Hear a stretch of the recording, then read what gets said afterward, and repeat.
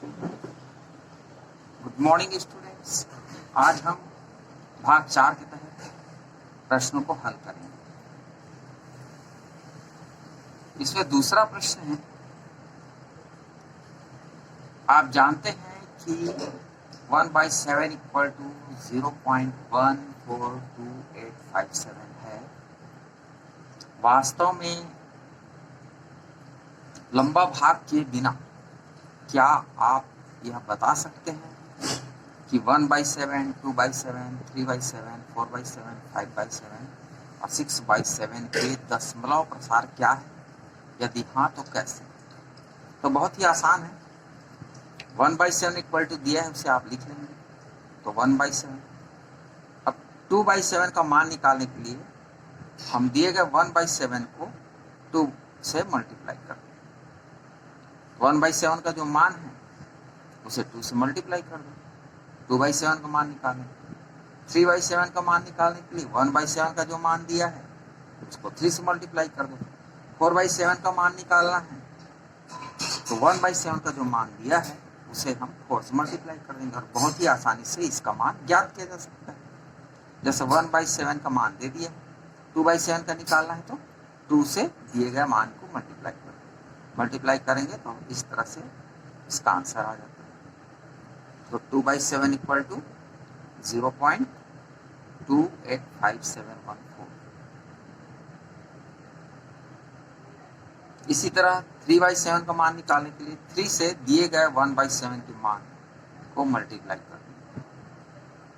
जब मल्टीप्लाई करते हैं तो इसका आंसर आता है 0.42857। ठीक इसी तरह 4/7 का मान निकालने के लिए 4 से मल्टीप्लाई कर दीजिए। इस तरह से आंसर बहुत ही आसानी से प्राप्त किया जा सकता है। तो बिना कोई लंबा भाग किए हम इसका मान ज्ञात कर सकते हैं। तीसरा प्रश्न है, इसमें निम्नलिखित को P बटे Q के रूप में लिखिए, जहां P और Q पूर्णांक हैं तथा Q 0 के बराबर नहीं है। 0.6 डैश, इसको ऐसा भी पढ़ते हैं 0.6 बार। इसको P बटे Q के रूप में व्यक्त करें। हम जानते हैं कि 0.6 को भिन्न के रूप में आसानी से लिख सकते हैं। दशमलव के बाद एक संख्या है तो 6 दशमलव के कारण 1 लिया और दशमलव के बाद एक संख्या है तो एक शून्य लगा देंगे। तो इस तरह से 6/10 इसका आंसर आ जाता है। 7.3 को बहुत ही आसानी से आप भिन्न में बदल सकते हैं, P बटे Q के रूप में बदल सकते हैं। 7.3 को 73/10 के रूप में लिखा जा सकता है। तो इस तरह से ये P बटे Q के रूप में बदल जाता है। लेकिन यहाँ पर समस्या ये है कि दी गई संख्या कुछ इस तरह से कि 0.6 बार। आप 4.23 को भी बहुत ही आसानी से P बटे Q के रूप में बदल सकते हैं और आप बदलना जानते हैं। लेकिन यहाँ पर दशमलव के बाद 6 इस तरह से रिपीट हो रहे हैं। तो इसे कैसे हल किया जाए? इसे कैसे P बटे Q के रूप में हम व्यक्त करें? इसको हम मान लेते हैं x के बराबर और यह है x इक्वल टू 0.6 बार। इसको हम विस्तार दे देते हैं x इक्वल टू इस तरह से 666, इसका मतलब, और इसे हम पहला समीकरण मान लेते हैं। अब ध्यान देने वाली बात है कि बार की संख्या के नीचे कितनी संख्या है? वह है 1। तो दोनों पक्षों को हम 10 से गुणा करेंगे। ध्यान रखें, एक अंक की पुनरावृत्ति हो रही है, यहाँ पर एक अंक की पुनरावृत्ति होती है, 10 से गुणा करेंगे। अगर दिए गए प्रश्न में 2 अंक की पुनरावृत्ति होगी तो 100 से गुणा करेंगे। इसी तरह अगर 3 अंक की पुनरावृत्ति होगी तो 1000 से गुणा करेंगे। तो हम यहाँ पर क्या करेंगे? दोनों पक्ष को 10 से गुणा करें। क्यों? क्योंकि एक ही अंक की यहाँ पर पुनरावृत्ति हो रही है। यहाँ से समीकरण 1 को हम दोनों पक्षों को 10 से गुणा करने पर 10 से गुणा करेंगे तो x से क्या हो जाएगा 10x, और इस तरह से 10 से मल्टीप्लाई कर दो, 10 से मल्टीप्लाई किया, 10 इंटू 0.0, 10 इंटू 0.666, इधर आ जाएगा 10x, और ये हो जाएगा चूंकि एक शून्य है पॉइंट्स एक आगे खिसक जाएगा। इस तरह से आप देख रहे हैं 6.66। अब इसको समीकरण नंबर 2 दे देते हैं। अब समीकरण 2 में समीकरण 1 को माइनस करें तो लेफ्ट का लेफ्ट, बाएं पक्ष का बाएं पक्ष और दाएं पक्ष का दाएं पक्ष में घटाना होता है। तो समीकरण 2 में समीकरण 1 को घटा रहे हैं। यहाँ पर आप देख रहे हैं 10x माइनस एक्स,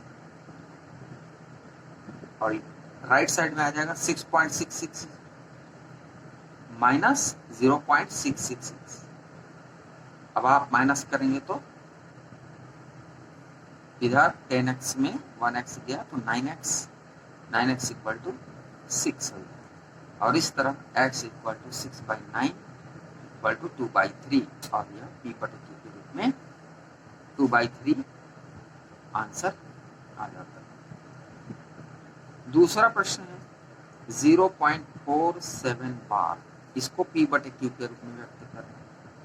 तो यहाँ पर भी इसे हम x मान लेते हैं, तो x इक्वल टू 0.47 बार, इसको विस्तार रूप दे देते हैं 0.47777। अब यहाँ भी एक ही संख्या रिपीट हो रही है, एक संख्या रिपीट होने से दोनों पक्षों को किससे मल्टीप्लाई करना होता है 10, तो दोनों पक्षों को हम यहाँ पर 10 से गुणा कर देते हैं।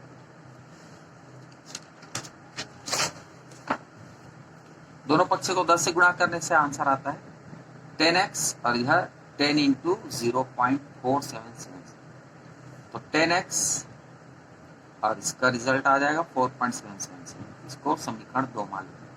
फिर वही प्रक्रिया समीकरण 2 में समीकरण 1 को माइनस कर देंगे, सावधानी पूर्वक माइनस करेंगे। 9x, इसका आंसर आएगा 10x माइनस x, आप देख रहे हैं 9x, और 4.77 बार माइनस कर देंगे 0.477, तो इस तरह इसका मान आएगा 4.3।